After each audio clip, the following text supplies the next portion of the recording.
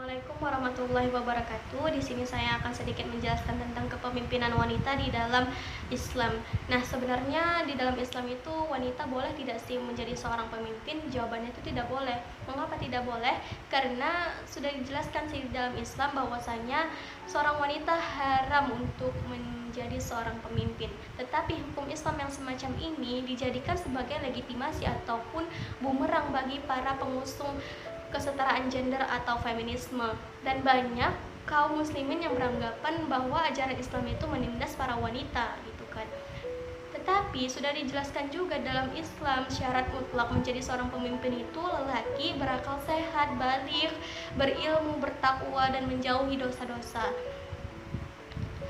Dan wanita juga tidak dilarang untuk berpolitik karena mereka juga mendapat bagian menjadi parlemen gitu. Dan Islam juga tetap mengatur tugas wanita itu sebagai mendidik anak dan mengurus rumah tangga, laki-laki memimpin dan mencari nafkah untuk keluarga. Jadi dua-dua itu sudah memiliki koridornya masing-masing gitu kan.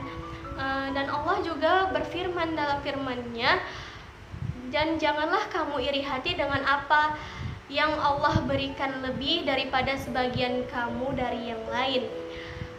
Karena bagi laki-laki ada yang mereka usahakan dan bagi perempuan ada juga yang mereka usahakan. Quran Surah An-Nisa ayat 32. Semua ini akar masalahnya adalah ketiadaan sistem Islam, yakni khilafah. Banyak orang miskin, banyak orang tak sekolah, narkoba, seks bebas. Itu semua karena aturan Allah Subhanahu wa Ta'ala tidak digunakan oleh hambanya. Makanya wajar banyak manusia yang celaka. Para pemimpin kita tunduk kepada para investor yang mengundang pada para pemilik modal. Makanya muncullah statement bahwa duit itu mengatur segalanya. Nauzubillahi min dzalik. Seandainya umat Islam mengetahui bagaimana Islam itu mengatur setiap problem, dijamin detik itu juga banyak manusia yang ingin hijrah. Nah, dari hadis ini, para ulama bersepakat bahwa kepala negara atau presiden harus laki-laki. Alasannya kenapa? Karena pemimpin harus memimpin jihad. Begitu juga seorang pemimpin negara haruslah menyelesaikan urusan kaum muslimin. Seorang hakim haruslah bisa menyelesaikan sengketa. Di mana jika ia mendapatkan suatu perkara sehingga menentukan suatu hukuman kepada para penjahat yang melakukan kejahatan di suatu wilayah yang dipimpin oleh perempuan tersebut, maka dia akan ada rasa ibah melalui perasaan tersebut sehingga menimbulkan ketidakseimbangnya antara kejahatan yang dia lakukan dengan hukuman yang dia terima. Yang kedua, wanita kurang akal dan agamanya. Jadi Nabi Shallallahu Alaihi Wasallam menjelaskan bahwa yang dimaksud dengan kurang akal adalah dari sisi penjagaan dirinya dan persaksian tidak bisa sendirian, harus bersama wanita lainnya. Inilah kekurangannya. Seringkali wanita itu lupa.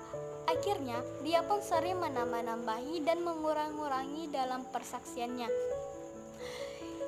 Yang dimaksud dengan kurangnya agama adalah ketika wanita tersebut dalam kondisi haid dan nifas, dia pun meninggalkan sholat dan puasa, juga tidak mengqadha sholatnya. Inilah yang dimaksud dengan kurang agamanya. Alasan yang ketiga yaitu wanita ketika sholat berjamaah menduduki saf paling belakang.